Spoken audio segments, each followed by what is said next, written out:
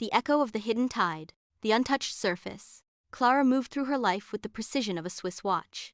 A renowned corporate lawyer, her office in the heart of the city offered panoramic views that mirrored her ascent. Each day was a choreography of meetings, documents, and calculated decisions. Her minimalist apartment, in an exclusive neighborhood, was a sanctuary of order and silence. At 40, Clara had built a fortress against chaos, a life designed to protect her from any surprise. But chaos always lurks in the depths. Her mother Elena called on a Tuesday afternoon, a day usually dedicated to reports and coffee. Elena's voice was tense, unusual for her. "Your father, he's very ill, Clara. Very ill. We need you to come." The drive back to the coastal town of Hidden Bay was a descent into a past Clara had tried to seal away. The salty air, the smell of brine and seaweed, the narrow alleys and weathered wooden houses, everything was a reminder of a childhood that, despite its apparent normalcy, had always been veiled by a quiet tension. Her brother, Diego, waited for her at the family home. At 38, Diego was still the free spirit she remembered, with disheveled hair and a gaze that shifted between melancholy and rebellion. Their relationship had always been a push and pull. Clara the responsible one, Diego the misfit. "Thought you'd never come back," Diego said, his voice rough but with a hint of relief. "Dad needs me," Clara replied, trying to hide her discomfort. Javier, her father, lay in bed, his face emaciated by illness. He had always been the family's peacemaker, the one who avoided arguments, who sought refuge in his carpentry workshop. Elena cared for him with a devotion that, to Clara, seemed a mix of love and a deep sense of duty. "We need to talk, Clara," Javier whispered one night, his voice barely audible. "There's something you need to know." But the words were lost in the murmur of the night, and Javier sank into a feverish sleep. Clara felt a chill. That something had always been a shadow in the family, an unanswered question no one dared to utter. The town's whispers, Javier's illness worsened, and the days in Hidden Bay stretched on, forcing Clara to relive old ghosts. The small, nosy town seemed to whisper secrets on every corner. The glances of old neighbors, the awkward pauses in conversations when her family was mentioned, everything contributed to the growing feeling that something big had been hidden from them. Diego, for his part, seemed more affected than usual by the situation. He spent hours in his father's workshop, carving wood with a silent fury. One afternoon, Clara found him drinking whiskey, his eyes bloodshot. "You were always the favorite, you know," Diego blurted out, not looking at her. "The perfect one, who did everything right, while I was always the problem." "That's not true, Diego," Clara retorted, feeling the old wound of their complex relationship. "Oh, really? What if I told you there are things you don't know, things our parents have hidden from us our whole lives?" Diego stood up, his voice heavy with resentment. "Things about Mom's past, things about what happened before you were born." Clara's heart raced. The old rumor, the small crack in the facade of her childhood, was manifesting. One morning, while at the town library looking for a local history book to distract herself, she bumped into Sophia. Sophia was a vibrant young woman with an insatiable curiosity and a camera hanging around her neck. "Excuse me," Sophia said. "I'm Sophia Torres. I'm researching the history of Hidden Bay's founding families. Are you Clara, the lawyer?"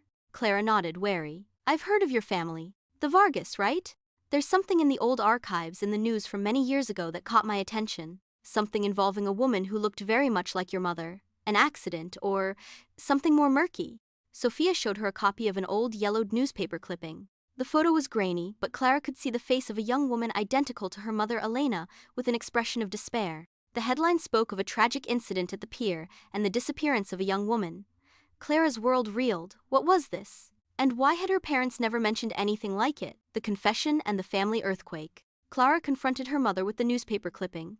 Elena, usually imperturbable, turned pale at the sight of it. Her hands trembled as she held it. "Mom, what is this? Who is this woman?" Clara demanded, her voice rising. Elena broke down. Tears, which Clara had rarely seen in her mother's eyes, streamed down her aged cheeks. The story that followed was an earthquake that shook the foundations of Clara's life. "She was my sister," Elena confessed between sobs.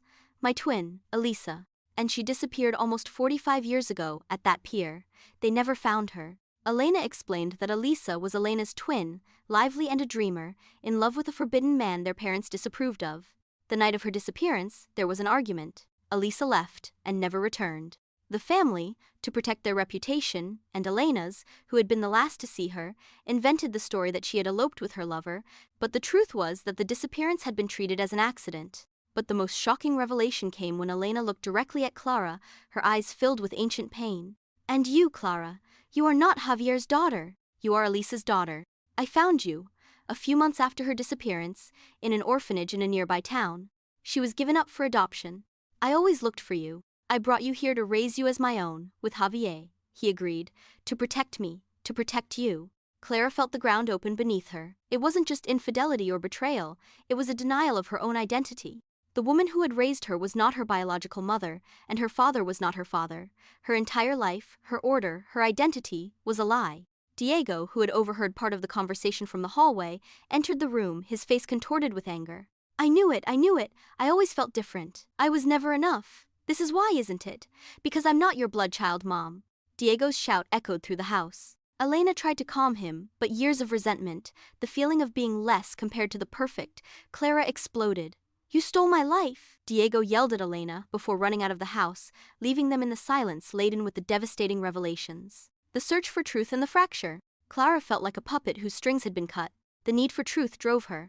She turned to Sophia, the young journalist, whose intuition had unearthed the first thread of the unraveling mystery. Together, they began to investigate further, delving into old archives, dusty newspapers, and testimonies from elderly town residents. They discovered that on the night of Elisa's disappearance, there had been a severe storm. Unofficial witnesses spoke of a heated argument at the pier, not just between Elisa and her supposed lover, but also with a third man, a fisherman known for his volatile temper and debts. That fisherman, a man named Manuel, had disappeared from the town shortly after. Meanwhile, Clara's relationship with Diego had completely broken down. He had retreated to his workshop, refusing to speak to her. He felt betrayed by everyone, overshadowed by the new truth that revealed Clara's perfection as a sham. Clara tried to approach Javier, her adoptive father, but he was growing weaker. I did it for your mother, he whispered one afternoon, his voice filled with remorse. She loved you so much. We thought it would be for the best. Clara and Sophia's investigation led them to an old, abandoned warehouse near the pier, a place that had been a clandestine meeting point in the past. Among the rubble and dust, they found an old diary hidden in a crevice. The diary belonged to Elisa. Its yellowed pages revealed a story of forbidden love, but also of fear. It described arguments with her lover, a married and powerful man who had abandoned her upon learning of her pregnancy. But what was most terrifying was a final entry, the description of a violent encounter at the pier with Manuel, the fisherman, to whom she had entrusted a dangerous secret. The last entry ended abruptly. The truth was darker than Clara had imagined. Elisa hadn't just disappeared, she had been murdered. And the secret had been buried for decades. The tide of truth and redemption. With the evidence from the diary, Clara and Sophia confronted Elena. The mother, burdened by years of guilt and fear, completely broke down. She confessed that she had seen Elisa arguing with Manuel. The next day, Manuel disappeared.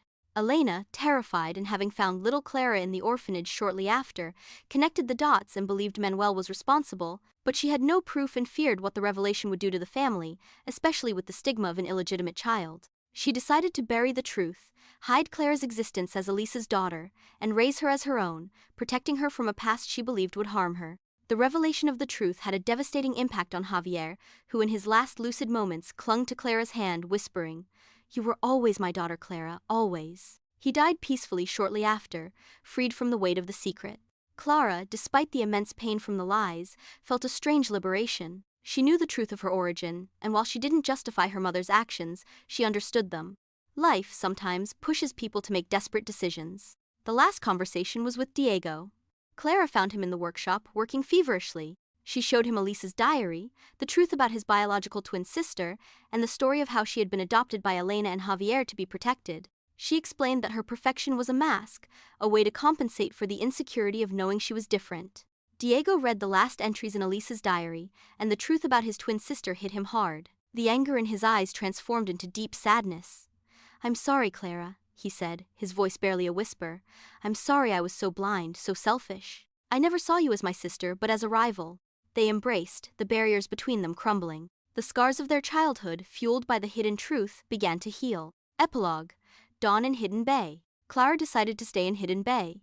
She resigned from her corporate life in the city, accepting her true identity and her connection to the town. Together with Sophia, who became an invaluable friend and colleague, she managed to reopen Elisa's case. The new evidence led to the eventual location of Manuel, the fisherman, who, cornered by the diary's evidence and Clara's legal acumen, finally confessed to Elisa's murder, a tragic incident stemming from a fit of rage over a shared secret. The truth freed the family, although the pain of the lost decades was palpable. Elena, though frail, found a late peace, knowing that her twin sister's memory would finally be honored.